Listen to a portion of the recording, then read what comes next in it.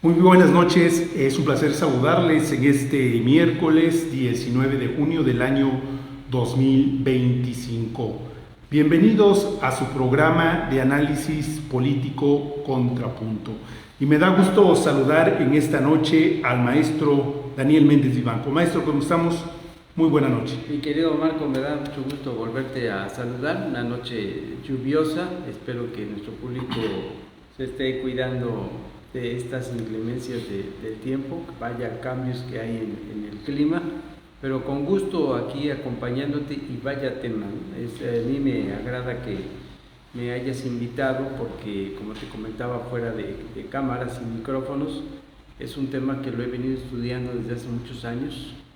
Es un tema apasionante, complejo, pero con gusto, y reitero ese calificativo, con gusto estoy aquí para ir contestando a todas las preguntas que me vayas haciendo relacionado con lo que sucede en el mundo y que preocupa en esta zona del mundo donde hoy vamos a exponer, donde hoy vamos a hablar. Así es, maestro. Bueno, efectivamente, vaya tema el que vamos a tocar, un tema de carácter internacional, como ustedes ya saben, pues el conflicto que se está viviendo en Medio Oriente entre Israel e Irán, y precisamente el ejército de Israel el día viernes 13 de junio en la madrugada lanzó una serie de ataques entre las instalaciones nucleares y otros objetivos militares en Irán, esto en el marco en lo que bautizó como Operación León Naciente. El primer ministro Benjamín Netanyahu, el eterno Benjamín israelí, afirmó que el objetivo es contrarrestar la amenaza iraní a la propia supervivencia de Israel y advirtió que la ofensiva se extenderá los días que sea necesario, maestro Daniel. Mira, Marco, es una situación muy complicada y de no fácil entendimiento, lo digo para nuestro público, que aquellas personas que estén por primera vez queriendo entender y comprender esto que está ocurriendo en el cercano Oriente, como también así se lo ubica en términos geográficos. Es un pleito añejo, es un pleito que pues incluso nos remonta hasta cuestiones de carácter bíblico. En esos factores que tendríamos que atraer aquí a la charla son varios, pero yo en primer término te diría que cuando yo hago énfasis en que es un problema pues añejo, traigo la primera variable, el primer factor que deberíamos empezar a entender y analizar. Hay un factor religioso, no me cabe la menor duda que hay un factor religioso que se remonta a todos esos años, incluso, repito, cuestiones bíblicas. Hay un libro, voy a una sugerencia bibliográfica. Hay un libro que en lo personal me gusta mucho y que se lo quiero recomendar al público con tu autorización, mi querido Marco. El libro se llama Occidentalismo y Orientalismo. Voy a repetirlo. Occidentalismo y Orientalismo.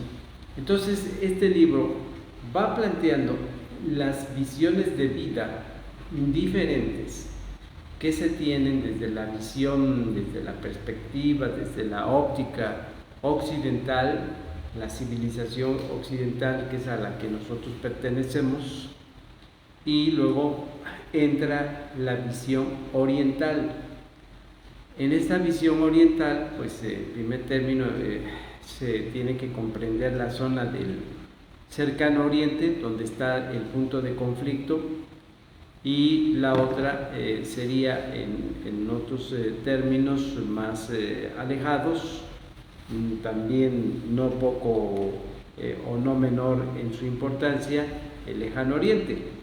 Pero en esta ocasión, aparte del factor religioso, obviamente que confluye, ya ni se diga, el factor político y también va a influir el factor económico y el factor comercial.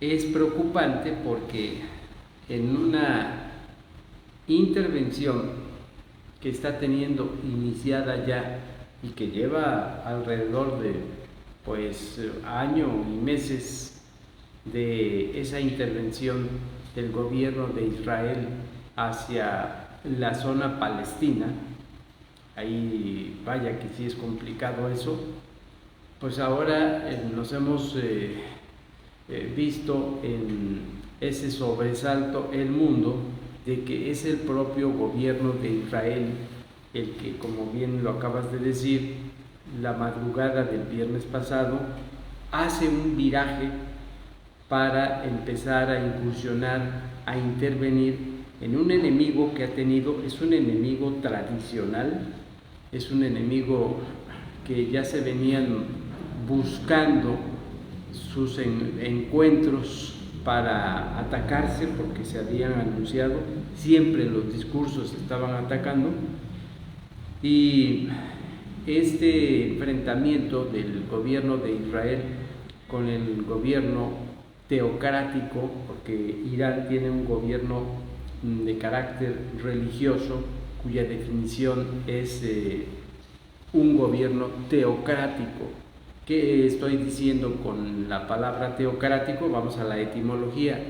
El prefijo teo quiere decir o hace alusión a Dios, y el sufijo kratos, que quiere decir el poder, el gobierno de Dios. Un gobierno, obviamente, como lo debemos entender en sentido general, un gobierno religioso. Hay que hacer un poquito de historia rápida de esto.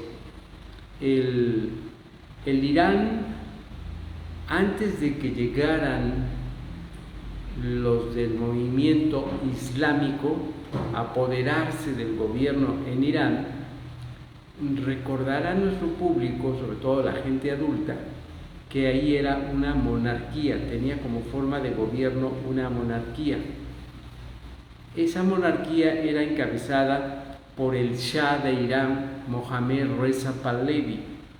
Y estoy hablando de esto porque son años que me tocaron vivir, los tengo muy presentes en mi mente. Un gobierno que fue auspiciado por la Casa Blanca, por el gobierno de los Estados Unidos.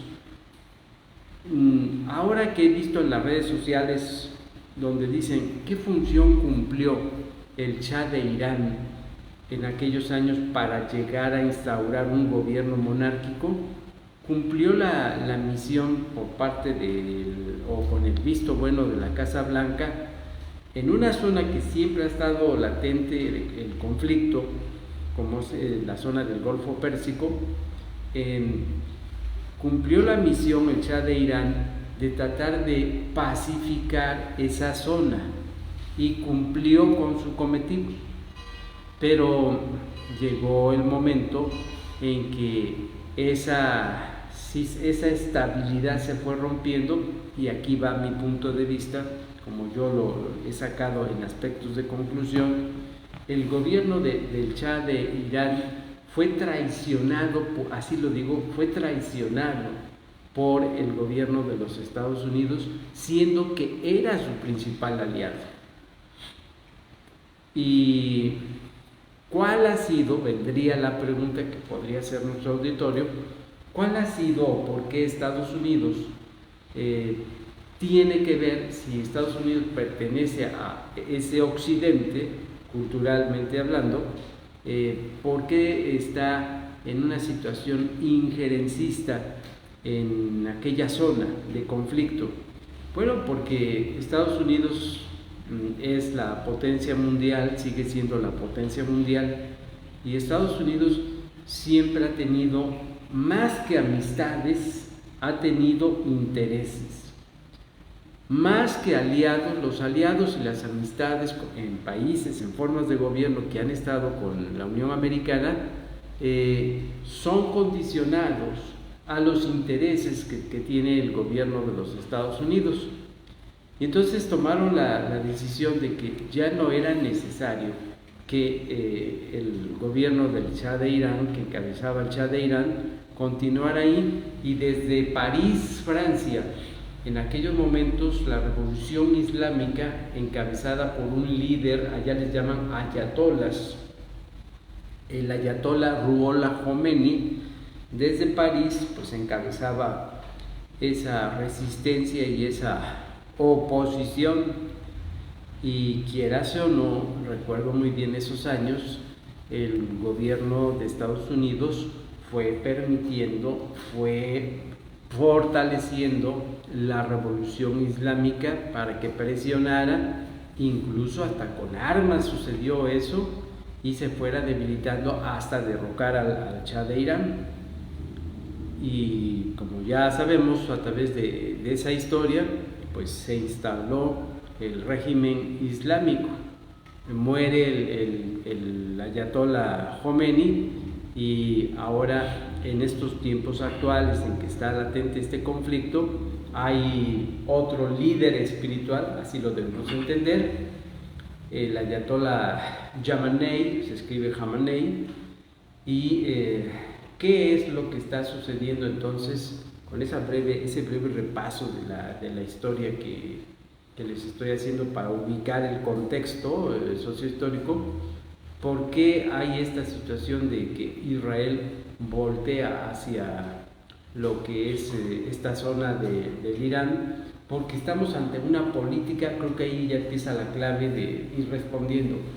Estamos tanto Israel como el gobierno de los Estados Unidos, que es su aliado, y que por cierto, en este día, en este viernes en que estamos haciendo el programa, ya hay, en este miércoles en que estamos haciendo el programa, perdón, ya el presidente de los Estados Unidos de América, Donald Trump, ya vimos cómo no terminó de estar en la reunión del G7 para atender este problema, y poco antes de que yo viniera aquí al programa a estar contigo, se encamina, todo parece indicar que se encamina una intervención de los Estados Unidos, porque el gobierno iraní no quiere llegar a acuerdos. El gobierno iraní ha creado, es cierto, ha creado un arsenal nuclear, y ese es uno de los argumentos que el primer ministro Benjamín Netanyahu ha manejado, pero se lo llevaron así como en secreto. Aquí hay que traer a colación un grupo de espionaje que ha tenido Israel, que se llama el Mossad, que es toda una situación interesante de la actuación de este grupo. Y ¿cuál ha sido el objetivo? Factor sorpresa. Y es lo que desde el ataque de la madrugada del viernes hasta estos momentos ha llevado como objetivo, como finalidad, ir destruyendo las zonas estratégicas militares que pudieran responder agresivamente al Irán para debilitarlo. Eso es el objetivo del factor sorpresa. ¿Y qué es lo que vino del ataque de Israel a través de este espionaje del Mossad, y también interviniendo con bases, con presencias norteamericanas?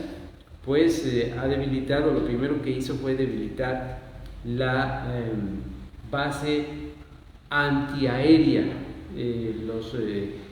lo que es la fuerza que ataca militarmente desde la superficie terrestre a pues toda la parte de intervención aérea militar por lo que se refiere al lado de Israel. Otra de las cosas que llevó prisa, matar, porque es lo que han estado haciendo, ir matando al alto mando militar de Irán. Y entendemos hasta estos momentos, en las horas que están transcurriendo, que han sido muertos ya la mayoría del alto mando militar, comenzando por el secretario de Estado de la Defensa de Irán, y ahora están interviniendo los mandos intermedios. Se habla que entonces, ¿cuál sería ante el factor religioso que tenemos mencionado, ante el factor político, ante el factor militar y el factor comercial y económico? Bueno, porque Israel está en esa política expansiva buscando para controlar las salidas al mar. Así como en Palestina, ese es un móvil, que estoy mencionando, de una fuerte presencia y de una fuerte explicación, de una fuerte motivación. Así como en Palestina hay un interés por controlar la salida al mar en los territorios de Cisjordania, de la propia Palestina, así también en el Irán se tiene pensado tener el control de salida al mar, y ya ni se diga en esto de la base militar, de las bases nucleares, tener el control del uranio. De tal forma que si nuestro público está pues atento a lo que estoy comentando, ¿cuál sería, de una manera, tratar de concretar cuál sería o cómo entender lo que persigue el Estado de Israel ante esta situación? Constituirse en dominador de toda esa zona. Y ese es, pero ¿a qué costo, no? ¿A qué costo? Porque en estos ataques que ha tenido por el lado palestino y ahora con el Irán, sí es cierto que no son hermanas de la caridad los que gobiernan en Palestina, con los movimientos auspiciados también por el Irán, Hezbollah, como uno de los que más se enfrentó, o los hutíes del Yemen, que han enfrentado al ejército de Israel. Pero lo que estamos viendo, que esa es la parte que preocupa a todo el mundo, es que estos ataques no han tenido límites, han estado matando a la población civil. Y esa es la parte que se le estaría cuestionando al primer ministro Netanyahu, el asesinato de la población civil palestina y el asesinato que se está dando sin menoscabo, sin delimitación moral hacia la población civil, y eso es lo que está preocupando, Marco. Sí, efectivamente, siempre en una guerra los que pagan la mayor parte de toda esa situación es la población civil, porque bueno, los ejércitos de alguna forma están ahí pendientes de defender a su determinado país. Y bueno, entrando a esta parte que usted comentaba y interesante de comentar, el asunto de la religión. Decía Carlos Marx que la religión es el opio de los pueblos, y efectivamente, cuántas veces la famosa Tierra Santa, que yo no la veo, con todo respeto, ¿no? De santo, porque es uno de los países, Israel, que más ha generado conflictos en Medio Oriente. Bueno, también Irán no se queda atrás, tampoco son unos santos con lo del Islam. Sabemos cómo controlan a su gente, cómo de alguna forma han financiado a grupos como el Hamas en Gaza, en Hezbollah en Líbano, la milicia hutí en Yemen y todo eso. Pues ni uno ni el otro. Lo que sí hemos visto, y que coincido con usted, maestro, pues son los intereses de los Estados Unidos. Sabemos que Irán, la cuestión es precisamente ir formando armas nucleares, y con ello, bueno, quieren hacerlo para un alto en esta situación. Llama la atención la parte también de Rusia, donde de alguna forma, recordemos en una ocasión, cuando Estados Unidos se pensaba que iba a darle el apoyo a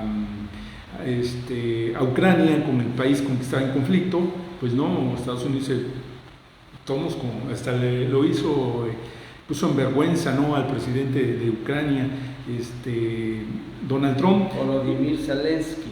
Exacto, y en esta parte, bueno, vemos el asunto efectivamente de este conflicto después de este ataque de Israel hacia Irán. Irán, bueno, respondió también con su ataque en la noche, atacando también puntos claves militares, pero bueno, las bajas, puesto a la información que se han manejado hasta el momento las agencias de noticias y todo eso, los mismos países pues, han informado sobre sus bajas, y es el país de Irán quien tiene más bajas que Israel. Recordemos que efectivamente Israel tiene su sistema de defensa, un sistema de defensa para detectar misiles, pero también se comentaba que su sistema de defensa pues ya ha venido teniendo algunas fallas, y que en su momento dado, su escudo, efectivamente, y que en su momento dado pues este escudo podía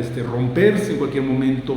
Llama la atención también de la participación de los Estados Unidos en el famoso avión que ha venido sobrevolando en los últimos días, el avión llamado del día del juicio final, este avión que fue creado precisamente en caso de un conflicto de mayor escala, me estoy refiriendo a un conflicto de una guerra nuclear, donde sería el presidente de los Estados Unidos, desde luego su equipo de militares, quienes sobrevolarían este avión y desde ahí manejarían las indicaciones para, en este caso, llevar a cabo las operaciones militares que ellos considerarían pertinentes.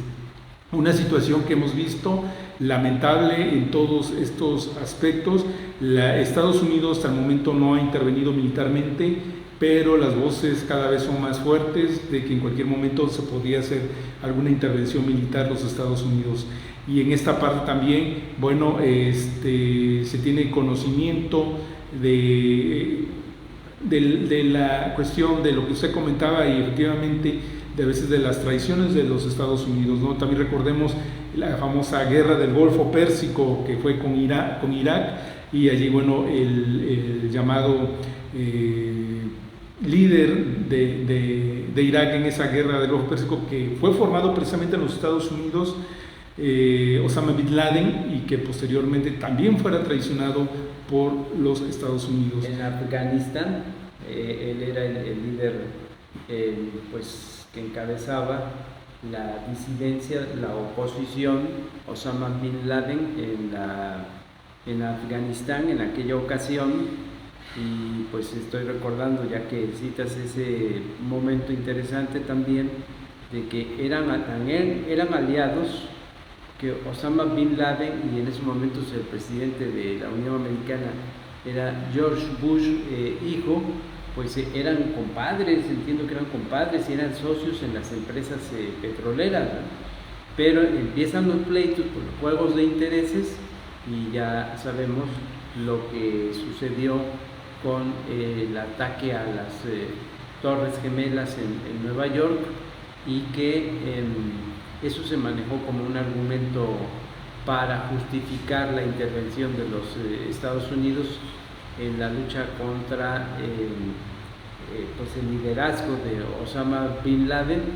Pero ya se sabía, en ese juego de intereses, se habla de que el presidente Bush sabía de lo que iba a ocurrir en el ataque a las Torres Gemelas, como también ahí viene un paralelismo en estos momentos, en la confrontación con el Irán, pues todo apunta a que el presidente Donald Trump estaba enterado de la intervención que iba a hacer el gobierno de Israel con su ejército hacia el Irán.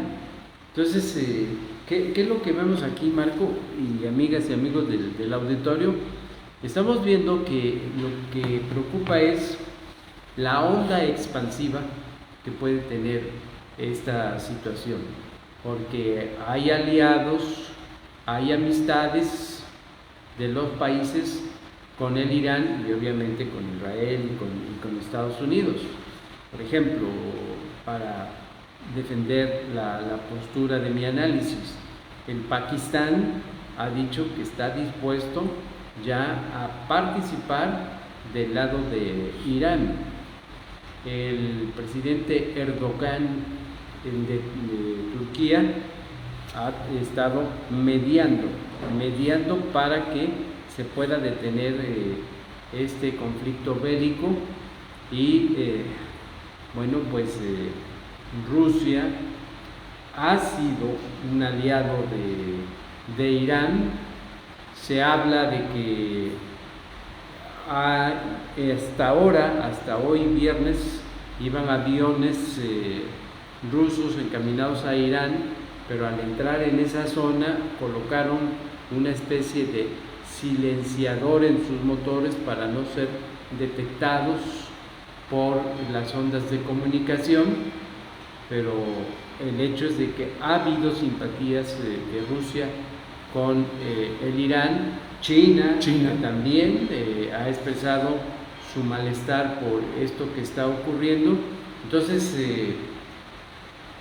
la parte que preocupa es que esto pueda salirse de control. Ahora, todo apunta a que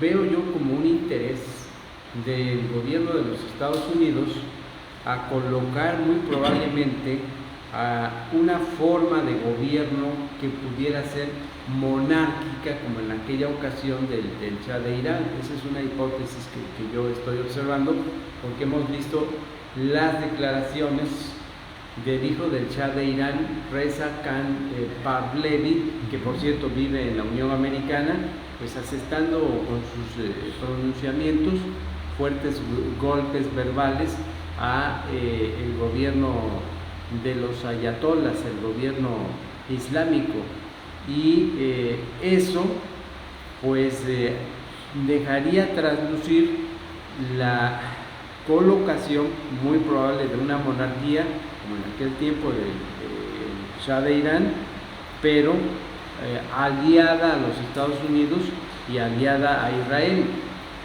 de tal manera que lo que se está percibiendo es que Israel y obviamente el gobierno de los Estados Unidos tengan un control de toda esa zona.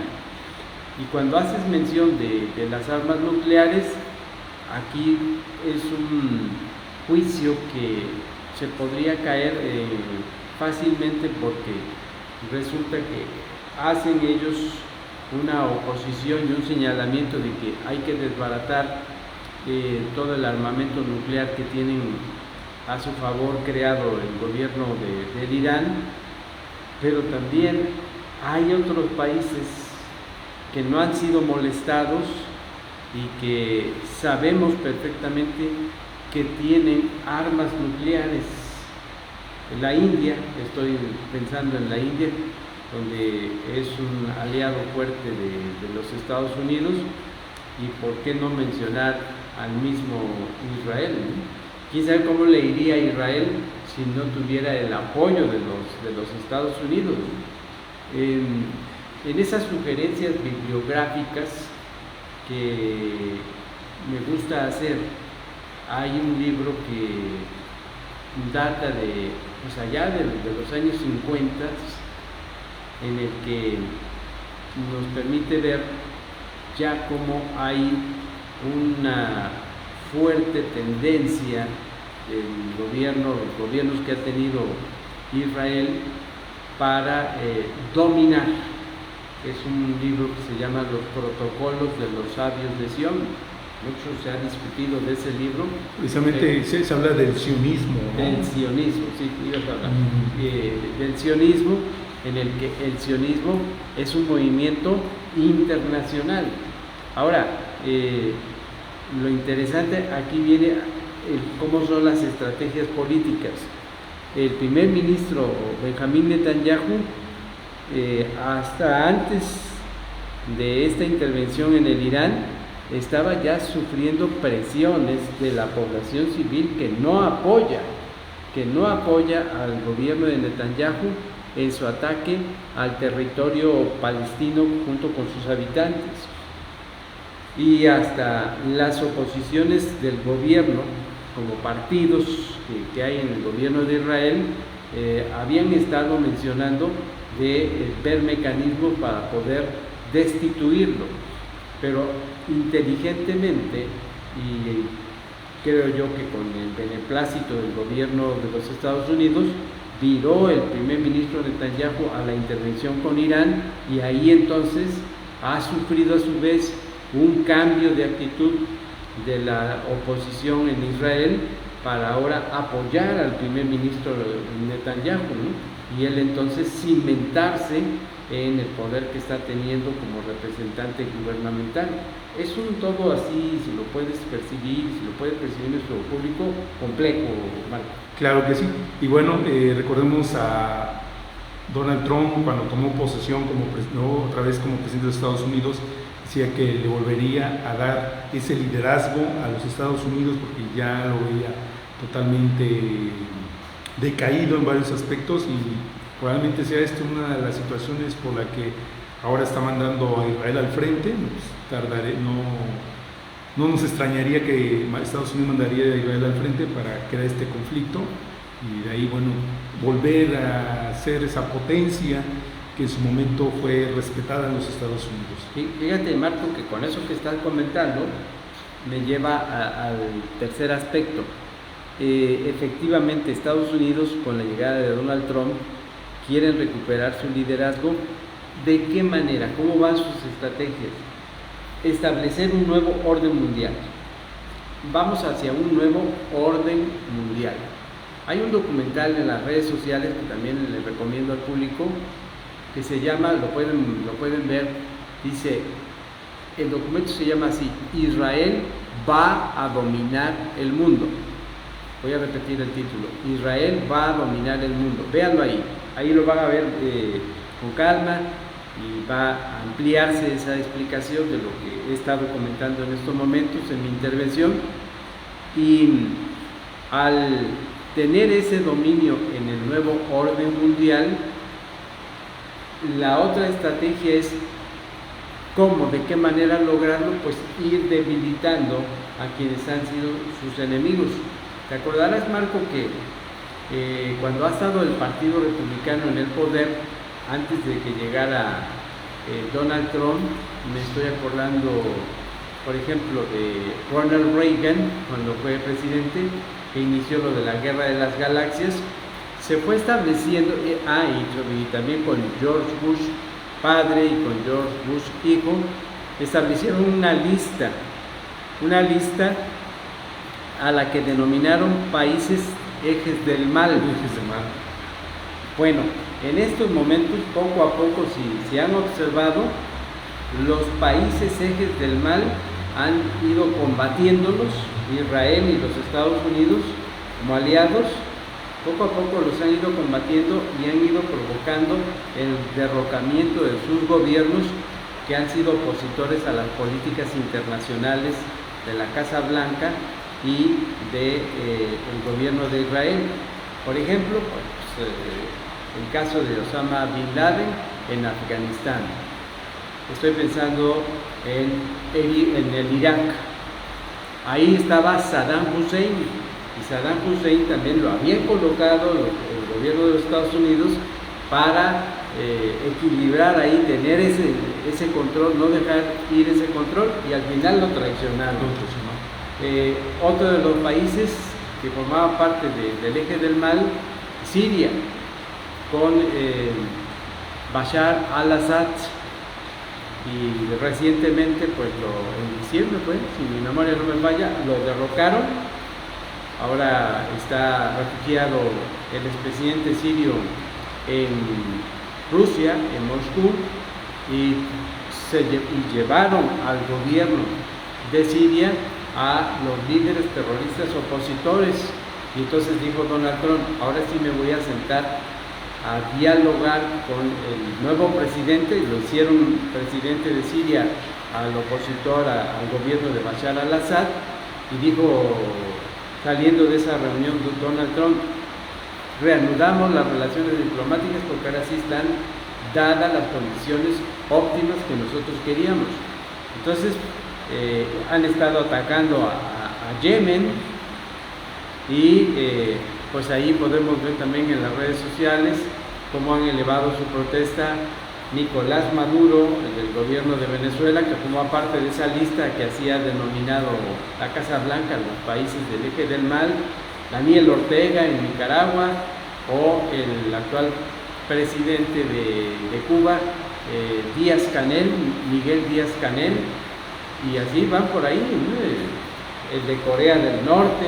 Entonces, la tirada es ir eliminando a esos gobiernos opositores para ir controlando la situación, de tal manera que a mí me gustaría, yo quisiera que viera el público, y tú también, Marco, ese documental de Israel va a dominar el mundo.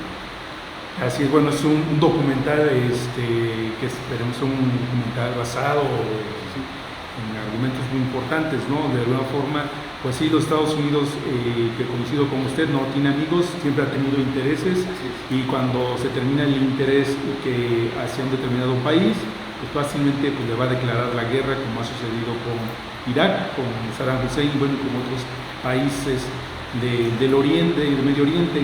Y en esta parte también, bueno, afirmar que toda esta cuestión externa que se está viviendo hoy en día, externa de los Estados Unidos, ¿no? Con este conflicto en Medio Oriente, bueno, está el conflicto también interno que está teniendo ahorita, precisamente con el asunto de los indocumentados, inmigrantes, y que ha generado también mucha polémica y molestia de los mismos gobiernos demócratas, sobre todo en los Estados Unidos.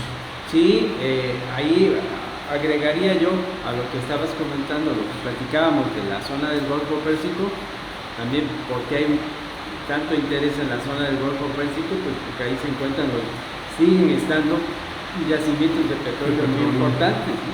Y eso pues les beneficia a Estados Unidos y al mismo Israel. Ahora, sumado a eso, lo que acabas de decir, en Estados Unidos hay una revuelta, hay una rebelión de los inmigrantes indocumentados que ha sacado al descubierto la línea autoritaria que de por sí la tiene y lo caracteriza a Donald Trump, la línea autoritaria para ir combatiendo a los inmigrantes. Él utilizó una expresión que es muy delicada sobre los inmigrantes, y aunque digan que no la utilizó, sí la utilizó, diciendo que son unos animales. Así utilizó esa expresión. ¿Y qué es lo que hemos visto en el combate a los inmigrantes en los Estados Unidos? La violación a un marco legal. En primer término, que tienen que ver con los derechos humanos. ¿Cuáles son esos derechos humanos? La libertad, la libre asociación de ideas, la libre asociación para organizarse, lo que es el libre tránsito, porque ¿por qué llegan los inmigrantes a los Estados Unidos? Pues en busca del sueño americano, como así se ha denominado. Entonces, en sus países, estas personas no han podido trascender en el espíritu emprendedor para mejorar sus situaciones socioeconómicas, y pues viene esa migración que es histórica, que data desde años remotos y que ahora se ha ido recrudeciendo. Y pues, ¿qué es lo que hacen los migrantes? Pues los migrantes, al ver esta situación nada halagüeña económica y socialmente, pues van hacia los polos de desarrollo elevados, como sería el caso del continente americano, pues ir en pos del sueño americano que representan los Estados Unidos de América. En Europa, estamos viendo un fenómeno de Europa, hay una fuerte presencia musulmana, y ahí se entremezcla la situación económica con la situación política y a la vez religiosa.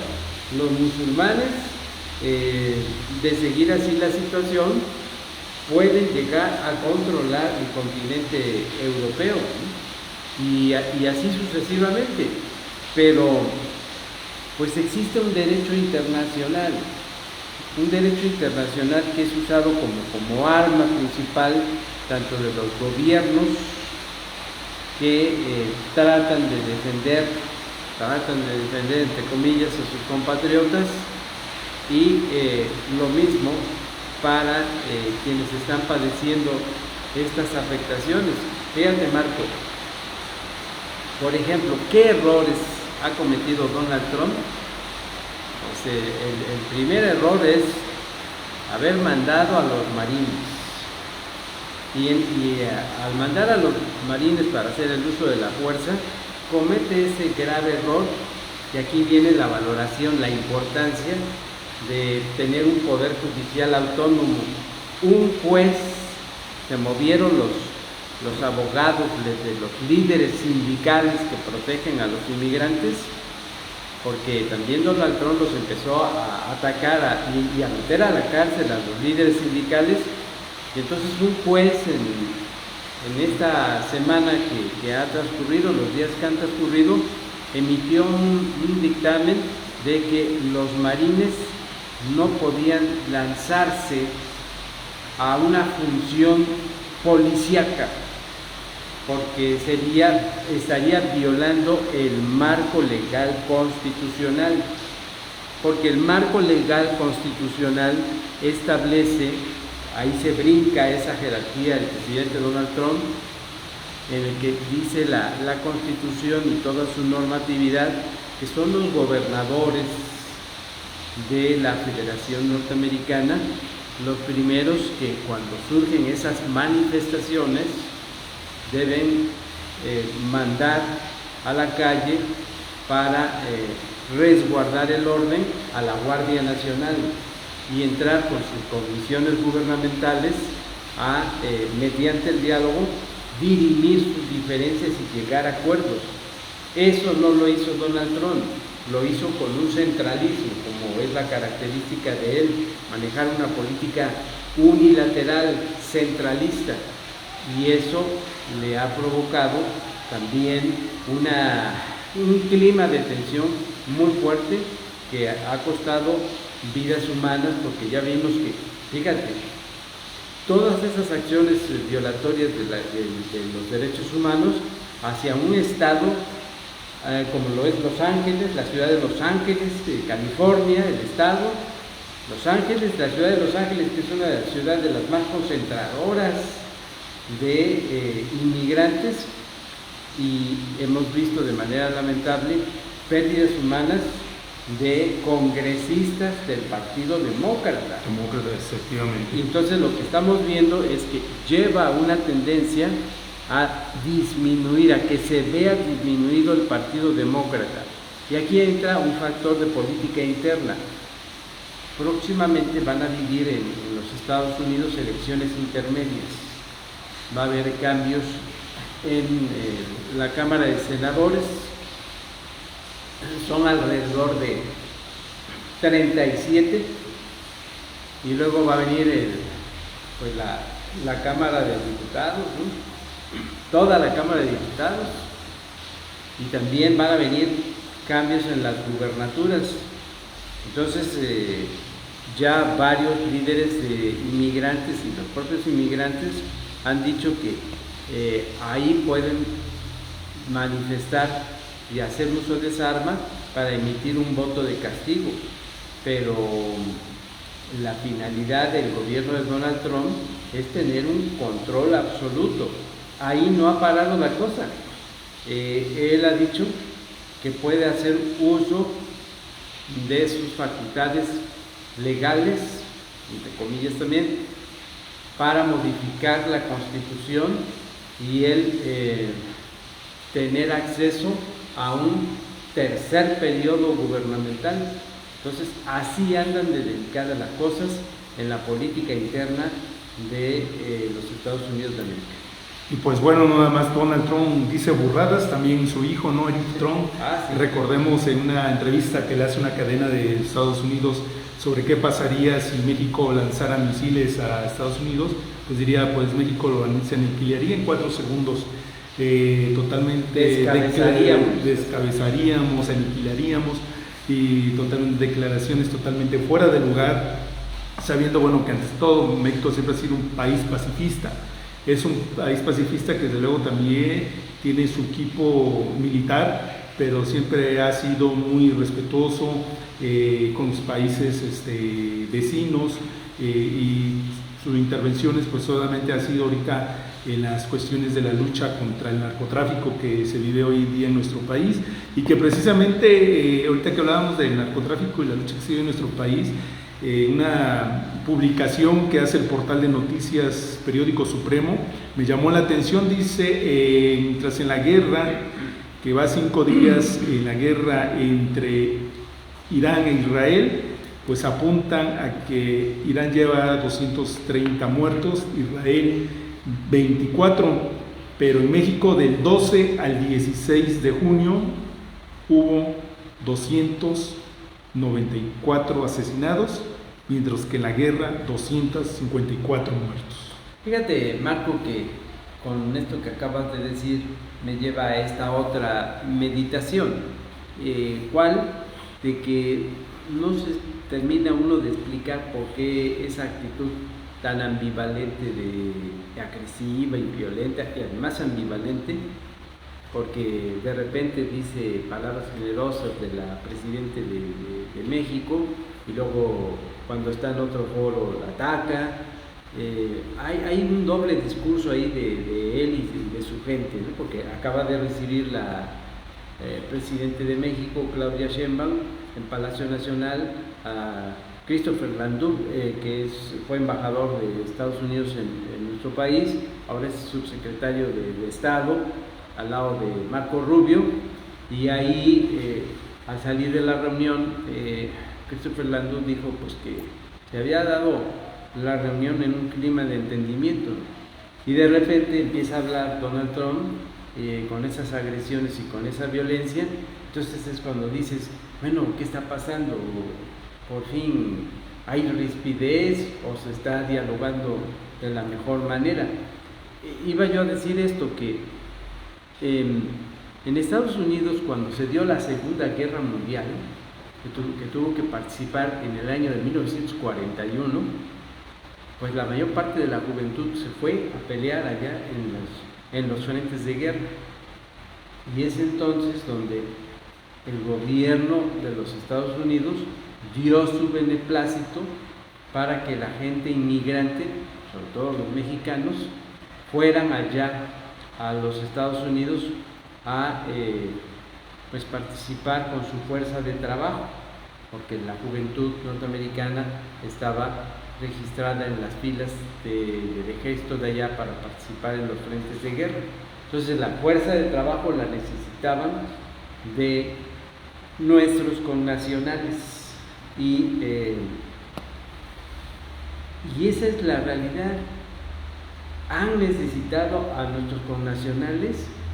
¿Y por qué entonces esa agresividad? Perdón porque lo tengo que decir, pero resulta que si hacemos un balance, quienes han sacado adelante en materia de fuerza de trabajo la agilidad productiva de aquel país han sido nuestros connacionales, los latinoamericanos también, el resto de Latinoamérica, porque pues todo parece indicar que sabemos desde el dominio público que a los estadounidenses no les gusta trabajar. No les gusta trabajar, y una cuestión de pagar todo, que estuvieran de acuerdo todos los latinos, sí. Y toda una paralización de la economía norteamericana, y a ver cómo les va, ¿no? Y ahí viene otra lectura, otra reflexión analítica. Parece ser que le molesta a Donald Trump que se dé, esta es una tesis que quiero traer a la mesa de análisis, se dé una latinoamericanización. Voy a repetirla, latinoamericanización, porque qué manera de, él ha dicho, es que es una invasión cultural hacia nuestro país, pero pues es que más que invasión, estamos llenos de un mestizaje cultural, todos los países en la actualidad. Ya no podemos vivir como una isla enconchados, ¿no? El mundo está interconectado, y los Estados Unidos deben mucho a nuestros connacionales en su presencia y en la cultura que han representado, que han llevado a los Estados Unidos de América. Eso les molesta, y una de las primeras reacciones de Donald Trump fue prohibir, por ejemplo, en su página dijo, todo va a ser en inglés, ya no en español como lo hacían en los anteriores gobiernos, todos tendrán que hablar en inglés, pero resulta que la presencia latinoamericana en Estados Unidos ya es muy fuerte. Bueno, a ver, tiene a un secretario de Estado, Marco Rubio, que es consecuencia de ese mestizaje latinoamericano con la fusión norteamericana. Entonces, ¿por qué esa contradicción? Así es, maestro. Bueno, prácticamente estamos despidiendo este programa. Comentarios, Graciela Méndez, muy buen programa. Muchas gracias, Graciela Méndez. Saludos a los cabos. Para estar muy bien informados, saludos de San José del Cabo, Baja California Sur. Muchas gracias. Pues maestro, no me queda más que agradecer, comentario final sobre este tema, sobre este conflicto, que esperemos y no siga escalando más toda esta situación de guerra que se está viviendo en el Medio Oriente entre Irán e Israel. El comentario final vendría una pregunta por parte del auditorio que a lo mejor está pasando por su mente, y a nosotros los mexicanos, porque esto es muy común también que en México se diga, ¿verdad? Y a nosotros los mexicanos, ¿cómo nos puede afectar? ¿De qué manera nos afecta? Bueno, nos afecta de muchas maneras. En la cuestión estoy pensando de la economía basada en el petróleo, por ejemplo, ¿no? O sea, hablaba yo de ese mestizaje, de esa fusión, y lo que se deja venir es que han criticado al gobierno de México que es muy débil, que no se quiere identificar con una postura y que siempre sale con que la política pacifista. Bueno, es que le quiero decir, yo aquí sí quiero señalar lo siguiente: si algo ha enaltecido a nuestro país es la política exterior. La política exterior de México, estoy pensando en la normatividad del derecho internacional, que es la mejor arma que ha tenido nuestro país, pugnando por la no intervención de los pueblos. Al contrario, alentar el desarrollo de los pueblos. La doctrina Estrada, esa que dice de la autodeterminación de los pueblos. Y sabemos que el gobierno de México no nada más es en estos momentos el gobierno de la Cuarta Transformación, lo ha tenido en los gobiernos anteriores, sobre todo cuando estuvo el PRI, los 71 años del PRI, con los panistas, como que, perdón que lo tengo que decir, porque hay amigos panistas, pero como que quisieron estar más replegados con Estados Unidos, pero la política exterior de nuestro país, con la doctrina Estrada, nos habla de que el gobierno de México, su gobierno laico, y con esa doctrina Estrada, debe pugnar por la paz, por la reconciliación. Entonces, en estos momentos, ante el conflicto que hay de Israel, Estados Unidos con Palestina, de Israel ahora con el Irán, el gobierno de México tiene amigos, ojo en esto, tiene amigos con Israel, a grado tal de que hay una embajada de Israel en nuestro país, pero también tiene amigos con Palestina, con el Estado palestino. El gobierno de México en la Organización de Naciones Unidas pugnó, luchó fuertemente porque se le dé un reconocimiento a Palestina, al gobierno de Palestina, como un Estado soberano. Y ya ni se diga, también tiene una relación muy importante también bilateral con el Irán. Hay un embajador de Irán en nuestro país, con sus cartas credenciales presentadas, lo mismo con el Estado palestino. Entonces, a mí no me agrada cuando tratan presionar al gobierno de México para que, como sucedió cuando estaba Fox o cuando estaba Calderón, ¿no? De que no, nada más replégate con los Estados Unidos, nada más con ellos, no, porque sería entonces poner en entredicho y entrar en contradicción con la normatividad que tenemos emanada de nuestra Constitución y con ese documento que lo menciono varias veces, la doctrina Estrada, que ha sido ejemplo en distintos momentos de la historia de nuestro país para reconocerle su labor diplomática. Gracias, maestro, y gracias a todos ustedes, amigos del Imparcial, por haber sintonizado su programa de análisis político Contrapunto. Se despide Marco Antonio Jaca Solabat. Muy buenas noches. Gracias, Marco. Saludos a todos los auditores.